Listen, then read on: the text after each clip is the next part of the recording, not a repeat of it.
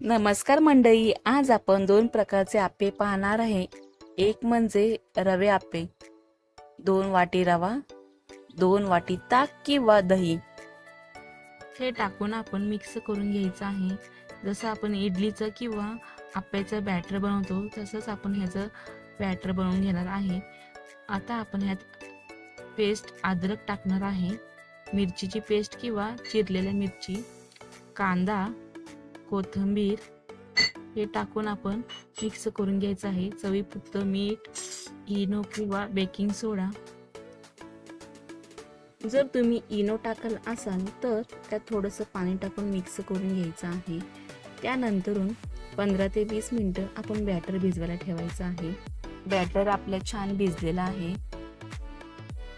आप्याच्या भांड्याला तेल लावून घ्यायचं आहे आणि बॅटर आपण व्यवस्थित मिक्स करून घेऊया. मग आप्याच्या भांड्यात आपण आप्पे टाकून घेणार आहे. असे आपण फुल आप्पे टाकून घेणार आहे. छान असे फुलतील आपले आप्पे, मस्त आणि एकदम सॉफ्ट असे बनतील.